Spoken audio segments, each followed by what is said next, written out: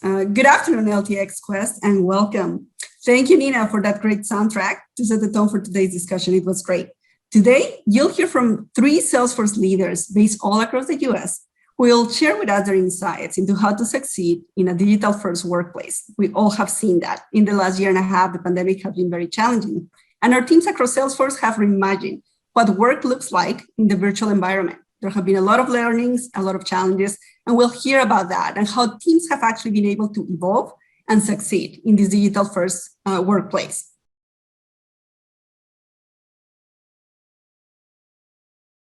Now, before we do that, my name is Iliana Quionez. I'm a Senior Director of Sales Engineering at in the Enterprise Division at Salesforce. I'm excited to welcome you all to this event. I have been in high tech for 25 years or more without aging myself.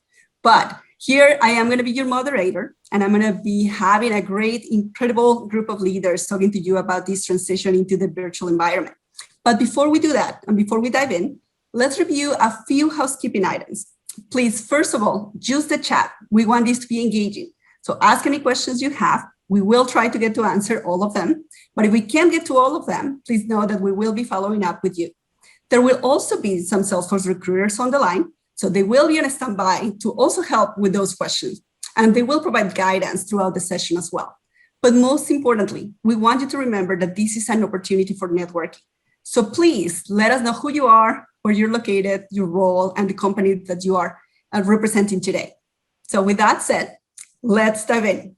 I will love to hear about our panelists today, and who better to introduce themselves than the panelists themselves. So why don't we start with you, Reyna, as our first speaker today. Thank you, Iliana. Great to see you.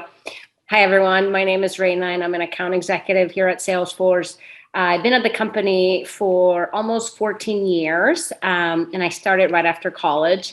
In my current role, I work with solution specialists, architects, and engineers, and together we co-create a vision to drive new business within strategic accounts in the West.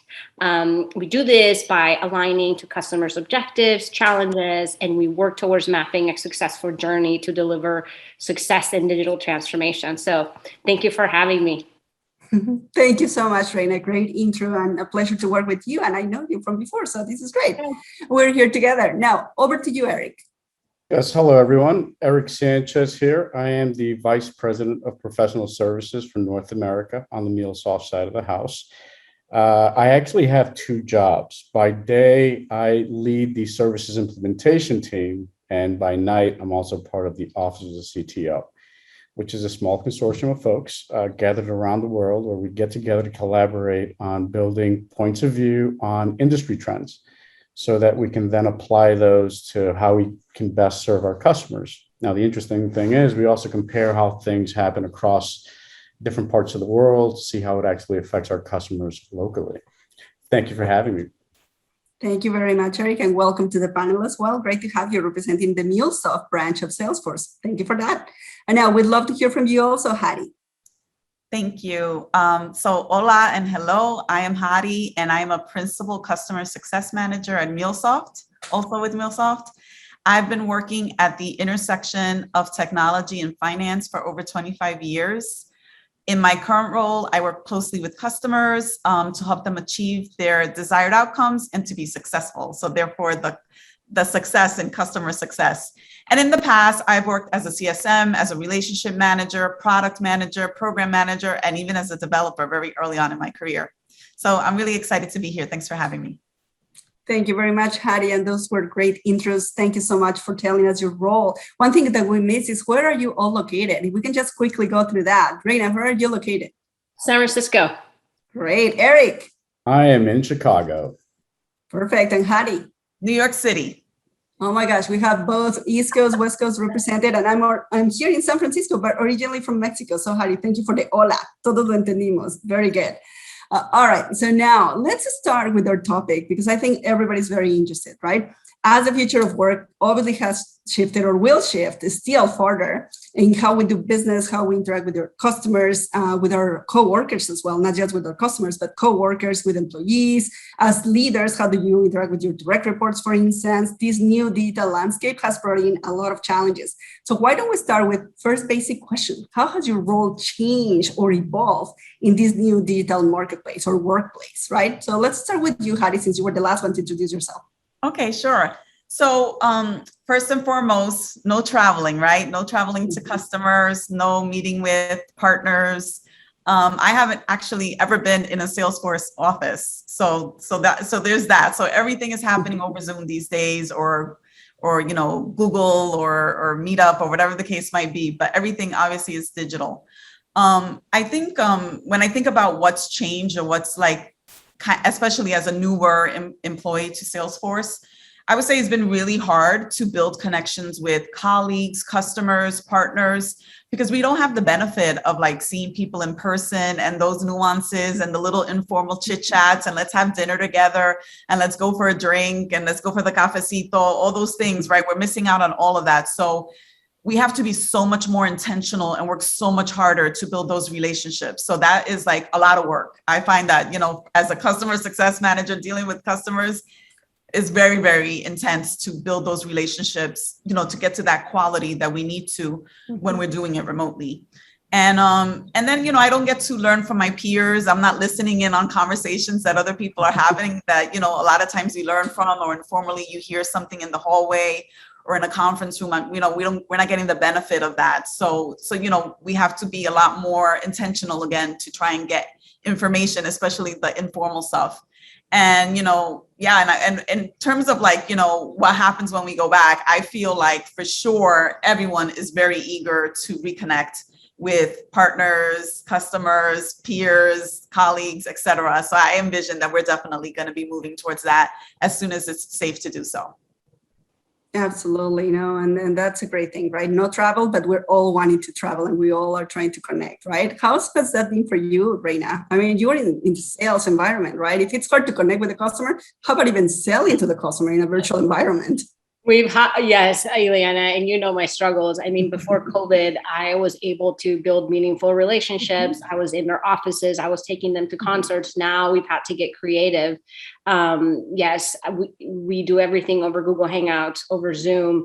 And, it's interesting now as we're getting closer to Dreamforce, which is the biggest user conference for us at Salesforce. We've had to get super creative in how we want to build meaningful connections with our clients.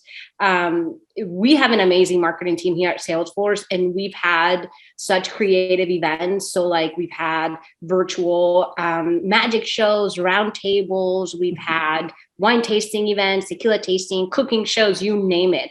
I think now though, as more people are getting vaccinated and people are becoming to feel more safe, I think now we have clients who are interested in smaller venues and smaller events. Like we have a concert this Sunday for our clients, and a few customers have decided to join. But definitely, it's at a smaller scale, more VIP, more thoughtful events, right? So yes, definitely changing, but we're getting closer, I think, to our new normal, right? And what does that mean in a hybrid world? Love what you just said about creativity, Reyna. Definitely, we all have to be very creative. And I love the tequila tastings. We need to get invited to some of those too, and the concert.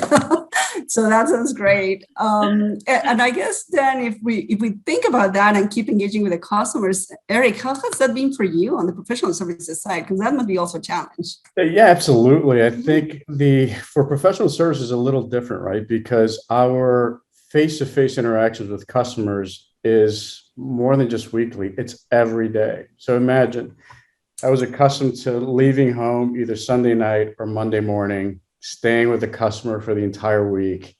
And you do that for a long period of time. So naturally, there's this gravity towards connecting more personally, right? So that's become a challenge.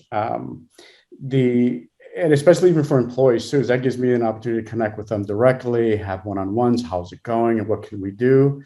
So to what Reyna said, as well as Hattie, as far as being intentional, that definitely became kind of front and center. So one of the things we immediately kicked off were we're used to getting together after work. Now it's not in person at the bar next door to our office in Chicago, but it's virtual happy hours. With customers, it's kind of sort of the same thing. What I found, how ironically enough, is that customers are opening up a little bit more. They're more relaxed. They're not as formal as we were in the office. So I think that's a good thing. But again, there's still that human touch element that's still missing. On the business side, however, it's actually had a positive impact. Because one, when you travel that often, I mean, like I've traveled for over 15 years, 120,000 miles a year. It gave me an opportunity to connect with my family as well as my team and their respective families. From a customer's perspective, what they found was that they were really hesitant because they were trying to figure out, can we deliver without losing productivity, without losing quality? And the answer was yes. So what they're finding is it's laying to bed that age-old question, can we accomplish those? And the answer is yes. Now, what that means is those funds originally allocated towards travel are now being put towards implementation, which gives them greater leverage for what we bring to bear, which is, again, it's positive. It's still basically a balancing act, and we still yearn to have that human touch. So we're looking forward to getting back. Perfect. And I could not agree with you more. The human touch, right? I think that's something that we have all tried to strive for, and it's really hard in the virtual world. But on the other hand, as Eric said, good positive side effects, if you will, right? Spending more time with your family, not too much travel and all that. I guess throughout all that journey that we have all had in the past year and a half, one thing that I'd be curious to ask, and maybe we're going to start with you, Reyna, since you were in the middle right there. Have you discovered any, or have you had any surprises about yourself as a leader in this new environment? Have you had a specific challenge personally, or specific best practice that you would like to share with us and with the audience here at the LTX Quest? Yeah, so great question. I was already in a situation where I was working from home, although I was going to visit clients on site. So I was prepared for this new world, right? So no surprises in that end. Obviously, not being able to see clients. However, I was not prepared to be able to not see my team in person, because I would still go to the office once or twice a week, and we would collaborate and we would meet and we would have, meetings to just discuss account strategy. So that was definitely harder. So I think a best practice I have to kind of build that, because we're in a team selling environment. So one of the things that we do a lot is, like, once a week, we have like a water cooler talk on our calendars to meet the team, to hang out with them, to chat, about things that we're learning that we want to share our thoughts about. And we also have team lunch, like virtual team lunches sometimes, or actually we had a partner host a cooking lesson for us, and we all cook together with the chef. So we definitely are, and this has come up in this talk a lot, we're intentional about our time together, and we put it on our calendar, we stick to it, and we really go out of our ways to make sure that we're building these connections with our own team, right? Because where we are at Salesforce, it's really important to be connected to that team, to be able to work great together. And that's a great point too that you're bringing up, right? So it's like, how do you put things intentionally in our calendars? I think that's one of the biggest challenges, right? So how do you, any insights on that side? How do you do it? How your team does it, or any other best practice, right, that you can share? Yeah, I love your water cooler meetings. That sounds like fun. I think I need one of those. I think some best practices for me, I've been a customer success manager for a couple of years now, and I always, whenever I have Zoom calls, I always keep my camera on, because I want to, to remind everybody that, there's another human on the other side, not just another voice, but it's a human being. So that's like kind of an important one that I like to do, and I also follow their lead. If they'll have their cameras off, then I might turn my camera off too, but I at least give them that option, out of the gate.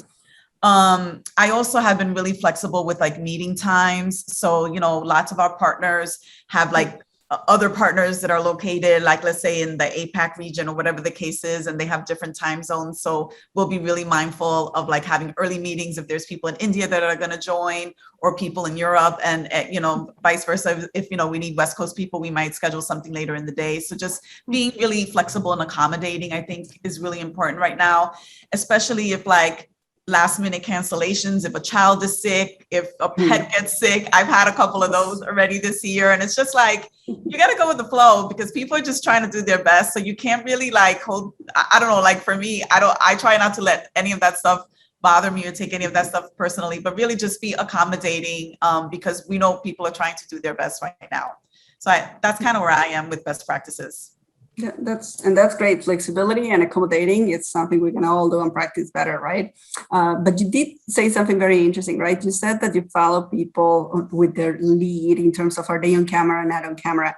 And I think we have all experienced at some point earlier in the pandemic or later in the pandemic, most likely this Zoom fatigue, right? Or just being on video and feeling like, oh my gosh, I need to have my hair done, my makeup, I need to look pulled together, something like that.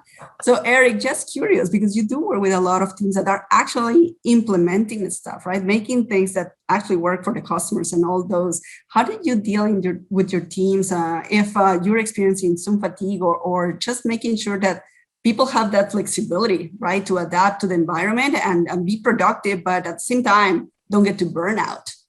Absolutely. I believe Reyna and Hattie brought up some really great points. The intentionality of scheduling these off-the-cuff meetings, virtual cooler talks, if you will. The cafecito is always great. Adjusting to the environment. We've had to make a lot of adjustments, as everybody else has. Best practices for me are, and I have to be really, really careful with it because I mentioned earlier that we had higher productivity. Usually that means working longer hours. And I wanted to make sure that I touched base with my team probably more frequently now than I did before to ensure that they are properly balancing out family life, home life, and the job. Yes, we have goals we need to hit. We have objectives to meet, but that does not mean that it comes at the sacrifice of them and their families. So very intentional about that, very cautious. If I see them overworking, let's say they're logging consistently 55 hours a week, I would literally call them and say, okay, you're going to take a day off. I will speak with the customer to make sure that you are going to be afforded a day off. So those talks became much more prevalent, much more commonplace. The other thing I also did was adjusting to the way Hattie mentioned. Sometimes our kids would come in, they would be very apologetic, like, it's quite all right. Look, it's fine. Sometimes I would leave the door of my office or my 2-year-old comes running in like a raging little bull. He's a bit ornery, right? So, but we just made fun of it. We just made the best we could of the situation in order to adjust. At the end of the day, what I tell my team is, let's focus on the outcome. As long as the outcome is achieved, how we do it, how we get there becomes irrelevant, because that's the standard that we're holding ourselves to. As long as, we have quality. Some of them adjusted their work schedules. Hey, I got to take care of my children in the morning. Can I? So again, the outcome. If you need to start a little later, put in a few hours later, that's fine as well. I did the same thing. I had to block out 2-hour blocks during remote learning and handled my meetings to end my day, let's say at 9 p.m. at night. But at the end of the day, everything got done. So totally, very flexible about it, very informal. Our customers are extremely understanding of it, and they themselves felt that pain, if you will. At the end of the day, it all worked out. And at the end of the day, yeah, it has to work out too, right? For everybody, but both, I love your comment about the personal life and the work life, right? Because that's the only way to keep the balance a little bit and helping each other too. To your point of putting things on the calendar, also, Eric, and I think you mentioned it, Hattie, too. One of the things that I've seen is people actually putting in their calendars break. wellness break at Salesforce, a lot of that. So that's something to share with the audience probably, but sometimes that intentionality comes with a very specific action item. So block your time for those mental breaks you need, those lunch breaks you need, or just to check in with your kids if you are in the house at the same time, right? So I think that's something that we all will face and we have all experienced too. But one of the things also that, and I can see, by the way, thank you so much for the people who are engaging in the chat. So keep that going, please. Thank you. One of the things that people are wondering also is about belonging. So the culture of belonging, how do you make sure that you are an inclusive leader, that you keep inclusivity in mind, right? It's very hard to just connect, let alone think about making everybody feel included, seen, being visible, being participative, being engaged. So wondering about that, I don't know, let's start with you, Reyna, for instance, on this one. What did you do with your teams when you think about how do I keep my guys engaged, right? How do I keep my folks engaged, my teams engaged, or how do I make them feel like they belong here, that they are part of this in this environment? Yeah, so equality and inclusivity it's a big topic of conversation in the sales org right now, just as a broad, in general, right? And we actually have a task force. I'm sure you've heard of Iliana, the equality task force for driving inclusivity in the sales org, and we're focused on raising awareness and creating enablement opportunities to further equality and equity and inclusion. So we've been doing these. We call them listening tours and meeting one-on-ones with people, doing surveys in order to understand how we can better address it, right? Any inequality challenges that we have internally.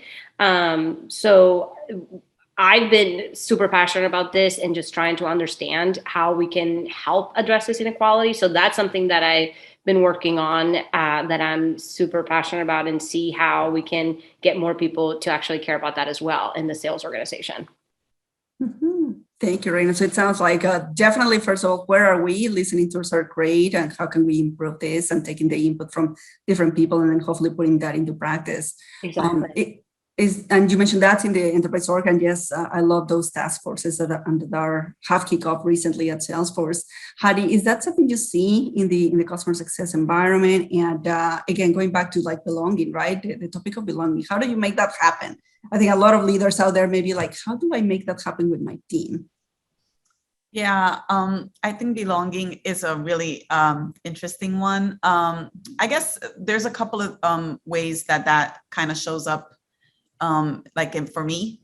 One is I'm a co-lead for the Latino Force Employee Resource Group in New York City.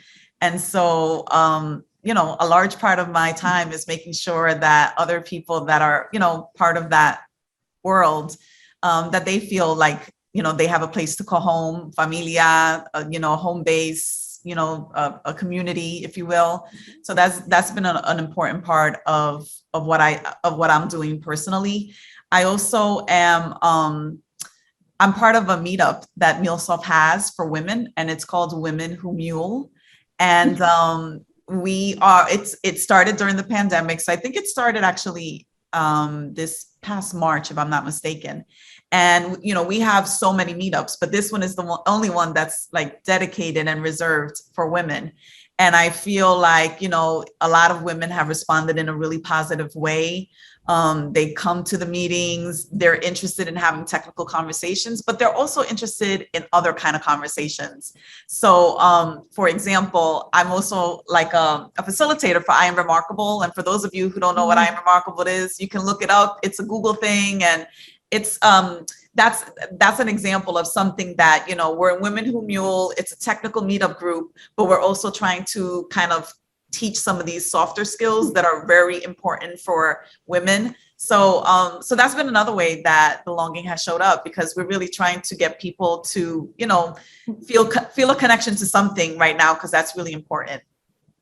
True, and that's a great point. Actually, you mentioned a topic that's super close to my heart: ERGs, right? Employee resource groups that we call equality groups here at Salesforce. I know, Hattie, you are a member of like 2 or 3 different ERGs here, so kudos to you for that. Thank you for your participation there, being an ally.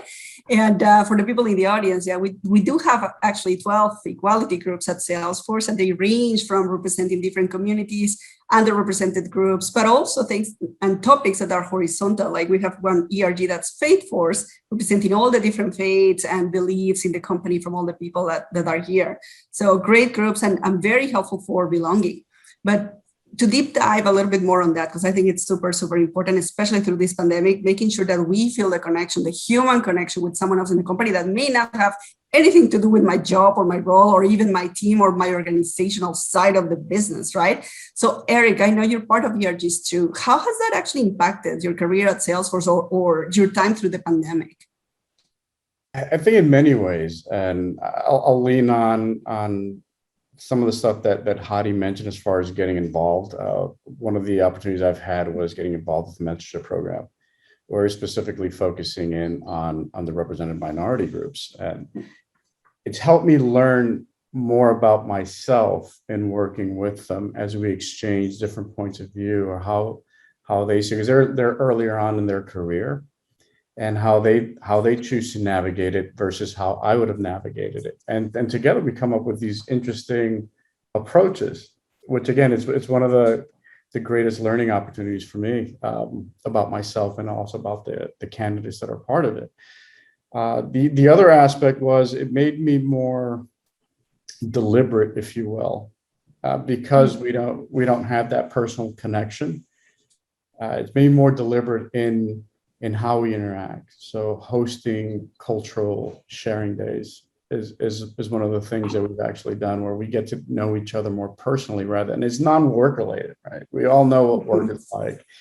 It's what do you do with your families on these days? How do you interact? How culturally, how do you look at these days? And it's been interesting to see that some of the days that we celebrate, so my family's Caribbean, and we have our own sets of traditions and how they kind of map back to the different individuals and the groups that span the different nationalities on the team, which is very enriching. And we even share about food and what's their favorite dish. How do we, when you're sharing, well, arroz con gandules for me with plátano maduro is fantastic. As a Dominican, we live on that stuff versus understanding what some of those other dishes are. I've come to find out that one of my favorite dishes is an Indian dish, tandoori chicken.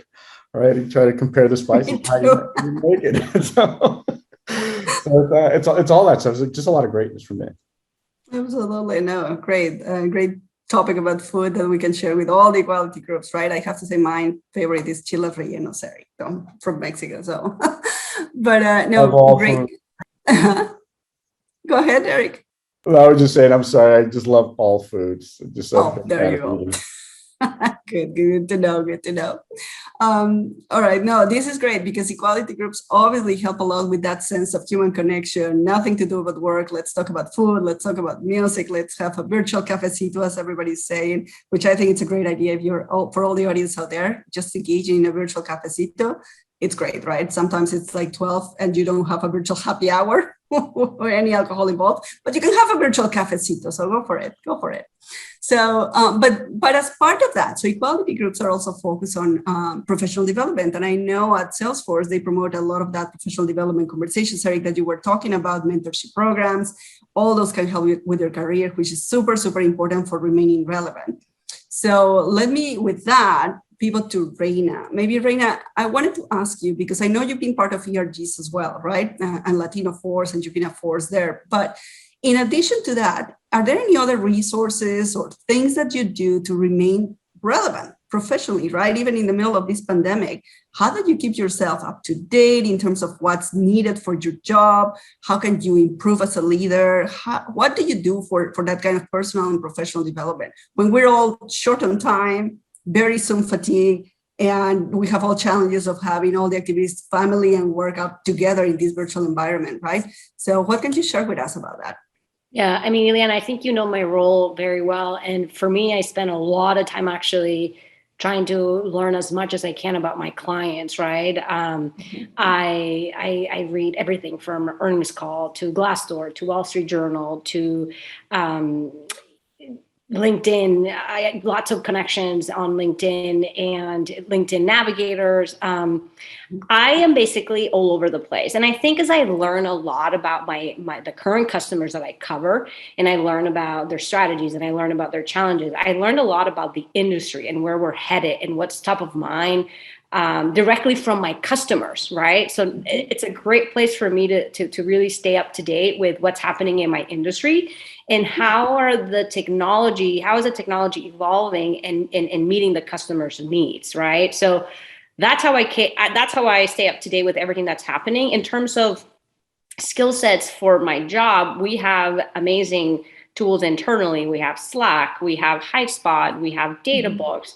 So there's just so much. We have Trailhead.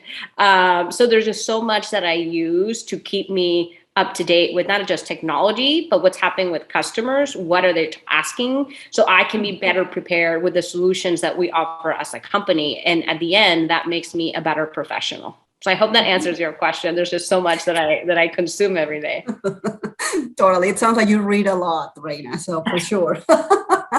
But no, thank you for that. Obviously, all those are great resources, great tools. Hattie, I wonder if anything to add on that side in terms of tools, books, maybe that you're interested in reading, or articles that you may want to share with our audience today. Interesting. Well, my primary job is customer success. As I mentioned earlier, my side job or my side hustle is I'm a DEI evangelist. So the same way Reyna consumes all that information about her clients, I consume a lot of information related to diversity, equity, and inclusion, because it's just something that I'm really passionate about and that I love. So yes, there's like great podcasts, there's great articles. Even Salesforce puts out lots of great content in their 360 blog. So that's something we're checking out because there's a lot of point of views that are there. We recently rolled out like oh my gosh, it's like a quarterly equity update, I think is the name. I don't remember the name, but it's all about like the progress we're making around all of our equity and equality initiatives. So I feel like that is a really interesting one, and that's public information. So you can look, all of our viewers can actually look that up. And then the other thing that we published, I mentioned the 360 blog that we have. We published something recently called like how to be an active ally. And it talks about the A, B, C, and D's about active allyship. And it's a really interesting read. So I would just say like, that's really interesting to me. And obviously there's lots of other like podcasts that I listen to. Actually, the background that I have today in Zoom is from a podcast called Quionez. And even though the title is in Spanish, the podcast itself is in English. So you should check that out if you don't already. It's all about authenticity in the workplace from the point of view of Latinx people. So I would encourage you to check it out. Thank you very much, Hattie. Yeah, no, it's awesome. I'm going to put it in the list too. Thank you for that. And actually, Eric, I was wondering also if you had something to share, but more specifically, Eric, I'm going to ask you also about in your role, of course, sometimes for implementation, for consultants, for career in tech in general, right? And remaining relevant in tech is very important. But what about if you're not in tech? What about you're not coming from that high tech background or that engineering background, and you want to get into the industry, right? Many people have asked us the question before to say, hey, if I'm not in high tech and I want to get into that industry, what can I do, right? Is that an impediment? And I usually say, no, it's not an impediment because, well, guess what? Every single high-tech company has other areas. They have accounting, they have marketing, they have human resources. So even if you're not an engineer, you can come to the high-tech industry, right? But I wonder from your perspective, Eric, anything you want to share with us on that side? Yeah, absolutely agree with you. It's one of the things that I found most rewarding when I entered the tech space. Yes, I came from a technical background, but ironically enough, when I had my first software provider job, it wasn't hands-on developing. It wasn't hands-on implementation. It was more around marketing. So I did a lot of product marketing. I did a lot of product management. I also did contract negotiations for inbound OEM agreements, as well as even on the sales side, selling software. And it was what I found was there was an amalgamation of different things that you can do across high-tech companies that it was a world that was unknown to me. And it was great finding it out, because now as I speak to, when I go to schools and speak at, let's say, a career day or host forums for how do you break into tech? It's you start showing them and showing them the different paths and how to get in. And it does, you don't have to be an engineer. But by the way, I was a comp sci major and finance major because I wanted to go both. I just knew I wanted to work in software. So there are a lot of different avenues, a lot of different entry points that you can come in. At the end of the day, it's all about what you want to do. Right? That is so true.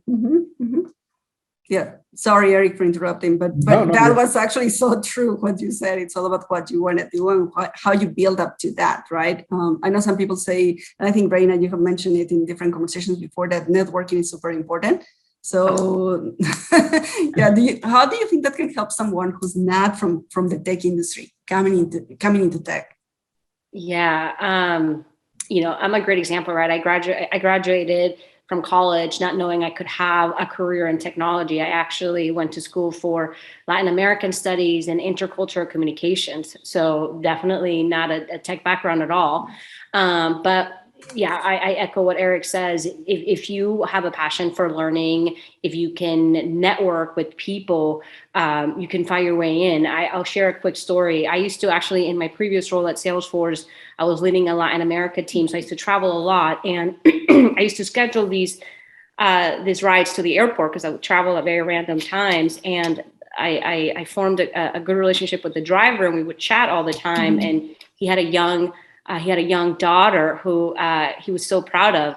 Anyway, I moved on from that role, but like 5 years later, I got an email from his daughter saying, "My dad used to be your driver, and he used to talk about you and how much you loved Salesforce, and I would love to get into Salesforce." And you know what? I was like, if someone is able to connect the dots like that and find a way in that connection, I will help you. I talked to her. I prepped her for the interview. I connected her with other people at the company who had that role. I made sure that she had all the resources available for her to get in, right? She's also a minority. You know what? She got the job as a business development rep, which is an entry-level job at Salesforce, but she's on her way to becoming account executive. She's doing so well. And that's just a great story for me of how you don't necessarily have to know someone in tech, but you know someone who might know someone. So connect the dots, use your network to get in. Be willing to learn. I definitely sent her trailheads. I sent her lots of reading. I said, prepare yourself for this interview. And by that, you have to learn. Get involved in programs that offer people an opportunity to break into the space. I personally have heard of great things about companies like Climb Higher, Europe, FlockJ, Genesis. There's so many great organizations out there who are willing to help you. But at the end of the day, you really have to be passionate about wanting to get into this space. So that would be my advice for anybody who's interested in getting into technology. I certainly love the story about the taxi driver. And connecting the dots, right? Networking is a lot about that, connecting the dots, and you will always find someone in your network who's connected to someone who can help you. And sometimes the hardest thing is realizing that taking that first step, connecting with that first person is the hardest thing. But once you do that, you will open new paths for yourself. You're on your way. Absolutely. Do it. Yeah, do it that way. Yeah, you're on your way. And actually, since you mentioned that, Reyna, I was just looking at some of the questions that were coming in. I think we have been answering several of them, but there's one that I love. Now, let's say you connected with someone, and let's say that you want to get into Salesforce, and the CSM, the customer success role, had for you, Hattie, is like, what does a typical day look like? If I wanted to say, hey, I'm not coming from tech. Yes, exactly. It's like, how does a typical day look like for you? You will be on the phone with customers day and night. That's what it looks like. It is like customer call, run to the bathroom, customer call, eat something really quick, customer call. Lots of customer calls. And then you get in between, like besides eating and going to the bathroom, you might have like a internal call to plan for a customer call. So it's like, what are we going to say in that call? Or what did we say? And what are we going to do next? So then, we're planning, we're like getting together and saying, okay, what's next for that customer? So that is really the day in the life or a week in the life. It's just lots of, connecting with customers, emailing, answering customer emails. Sometimes I have to escalate cases that a customer might have opened a support case, and then I'm following up to make sure that it's getting addressed in a timely fashion. But really, at the end of the day, it's all about the customer. So it's like one way, shape, or form, I'm doing something for them, all day, every day. And a good thing, I love my customers. You know what I mean? Like I'm all for it. I'm here for it. So it works out pretty well. Absolutely. And customer success, we're all very focused on customers here at Salesforce. Eric, how does a day look like for you? My days, it's a bit all over the map, quite frankly. To Hattie's point, is definitely all about the customer. Ultimately, that's what drives me. But what I love most about my job is that I get heavily involved on the execution side. So it's how they become successful. So I get to work very closely with Hattie and her peers, as well as Reyna and her peers, on how do we come together to collaborate to make sure that what the customer envisioned is not only achieved, but we exceed their expectations. That's a big part of my day. So it's working directly with customers on, Mr. and Mrs. Customer, this is your vision. My job here is to help you pave a path to how you execute to achieve that vision. So that's a big part of my day. The other part of my day is working with their teams on how to structure their teams. This is how I would approach this situation. This is how I would approach that. You have a blocker, let me help you unblock that. My job is just to knock down roadblocks. And then the other side of that is also managing the team themselves, making sure that they're clear on what they're doing, how they're doing it, but even more importantly, why they're doing it that way. So if I had to reverse the order on what the priorities are, is why you do it, how you do it, and then what you get. Because if you do the first two things correctly, then the outcome should be highly predictable. Then you take all of that and you kind of balance it out with just running the professional services business. So everything from business development, getting involved directly with account executives on the larger opportunities. If for nothing else, just time availability. Like I'll focus in on the key customer targets and help them shape those. This is how we come together. This is what our messaging should be. This is how you take yours and kind of augment it with the how aspect of it to inspire that confidence that we are the partner for you, Mr. Customer. So that's all those things are what happens at some part of my day or some part of my week. I have a flavor of all of that.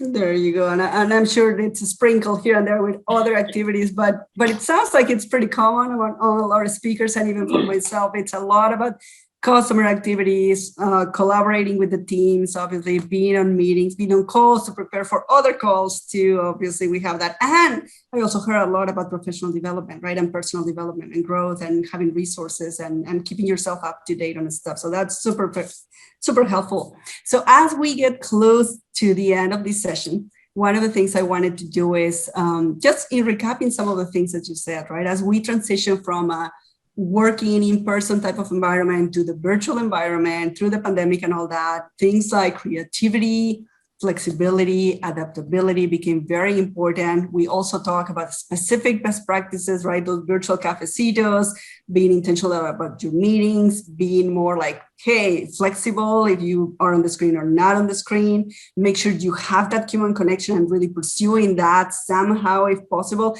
Hattie, I think as you mentioned, as people start feeling more comfortable about meeting in person, hopefully try to do that even with the small groups in your same location. That would be great to do.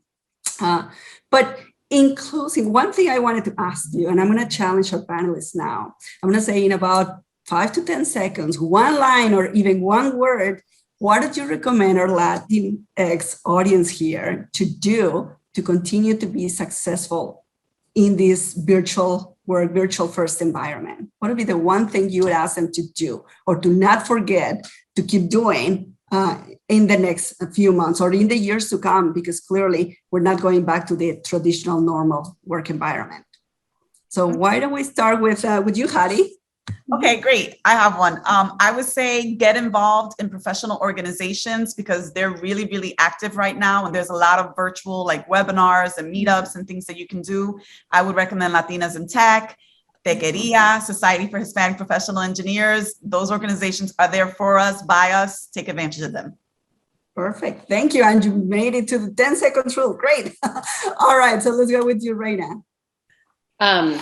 Yes. So for me, definitely continue to challenge yourself. I think we are getting Zoom fatigue. It's like the same motions every single day. And it's hard, right? So I would say continue to challenge yourself, continue to create goals for the week, for the day, for the month, and try to make it an effort to work on them, whether it is listening to a podcast, reading a book, whatever it is that you're trying to do for your health, or anything for yourself. But definitely challenge yourself and don't get too comfortable. Great. Thank you so much, Reyna and Eric. Sure. Mine is really simple. Feed into your intellectual curiosity. Keep learning new things. If you're passionate about anything, learn about it, because there's always a place for it in high tech. Even if it's not engineering, you can become a subject matter expert in a particular field, a particular discipline. Your intellectual curiosity is what's going to help you achieve that. I love that too. Thank you, Eric, and thank you to the panelists. So recapping that, curiosity, challenging yourselves, and joining an industry or professional organization. So 3 great key takeaways. I may add a 4th one, which is just make sure that you're always keeping an eye on wellness. Because if you don't have that, it's going to be very hard, right? So keep an eye. Health is priority number 1, along with family.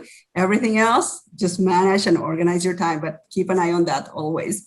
Well, with that said, folks, thank you all for joining us today. Thank you for the commentaries and the questions on the chat group. As I said, if we don't get to answer all of them today, at the end of this session, they will be following up with you. But thank you for the engagement. We hope, obviously, that the session was educational and it equipped you to be successful in your approach in this virtual first environment.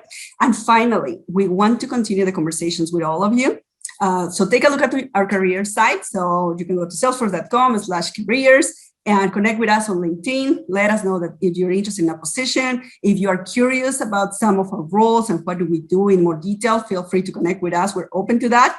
And thank you so much to Reyna, Hattie, and Eric. Fantastic insights from you today. And that's all, folks. Thank you for joining us. And back to you, Nina, with that great soundtrack.